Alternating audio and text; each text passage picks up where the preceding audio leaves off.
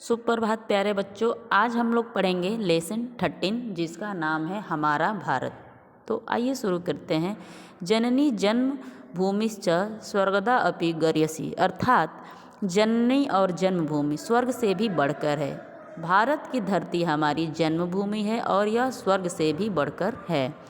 यह ऐसा महान, पवित्र, सुंदर और गौरवशाली देश है, यानी प्रतिष्ठित देश है, जहाँ देवता भी जन्म लेने के लिए लालायित रहते हैं। हिमालय से हिंद महासागर और असम से कच्छ तक विस्तृत यह भूखंड भौगोलिक, ऐतिहासिक, भौतिक, सांस्कृतिक और कलात्मक सभी दृष्टि यानी सभी नज़र रूपों में संसार के अन्य सभी देशों से निराला और अद्वितीय है, यानी जिसके समान कोई दूसरा न हो। इसका पुराना नाम आर्यावर्त है।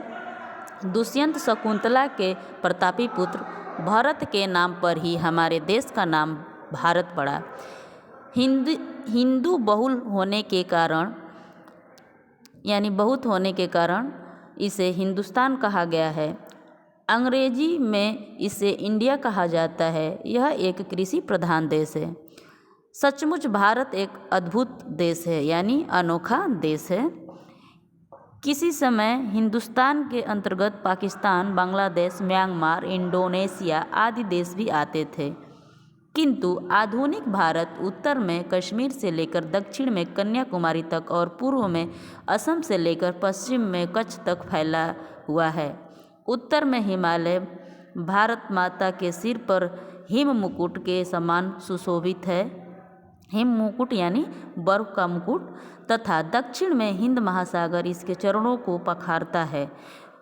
पुण्य सलिल गंगा, यमुना, कृष्णा, कावेरी, नर्मदा, रावी, ताप्ती, सतलुज, ब्यास, ब्रह्मपुत्र, गोदावरी आदि नदियाँ अपने पवित्र जल से इसे सींचती हैं। सहस्त्रों पर्वत, निर्झर, वन उपवन, हरे भरे मैदान और समुद्र तट इसकी शोभा बढ़ाते हैं।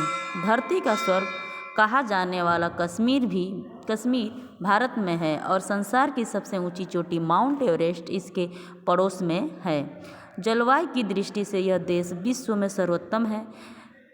यहाँ वसंत, ग्रीष्म, वर्षा, शरद, शिशिर और हेमंत आदि 6 ऋतुएं विविध दृश्य तथा सौंदर्य चित्र प्रस्तुत करती हैं।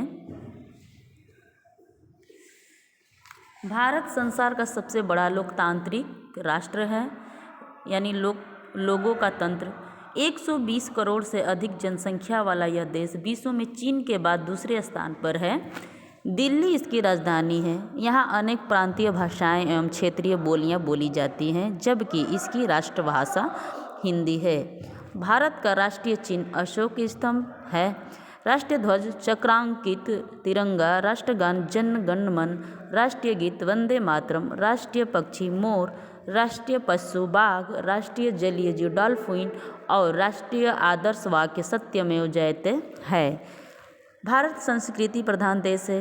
भारतीय संस्कृति विश्व की प्राचीनतम संस्कृति है।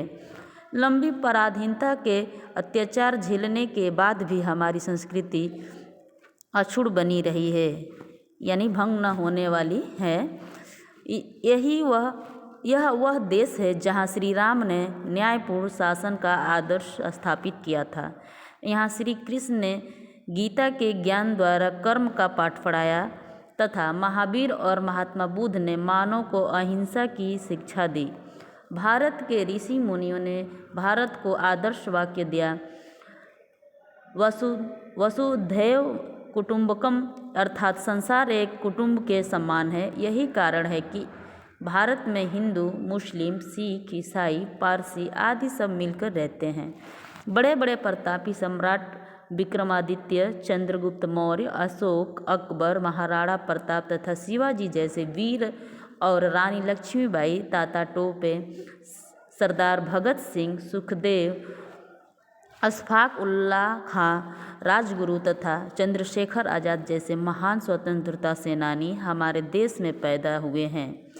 लोकमान्य तिलक, गांधी जी, जवाहरलाल नेहरू और सुभाष चंद्र बोस जैसे भारत माँ के सपूतों ने अपना सर्वस्व निछावर कर स्वतंत्रता की बेड़ियों को काटकर देश को आज़ाद कराया, यानी सर्वस्व यानी सब कुछ निछावर करके वर्षों की पराधीनता के बाद 15 अगस्त 1947 को हमारा देश स्वतंत्र हुआ।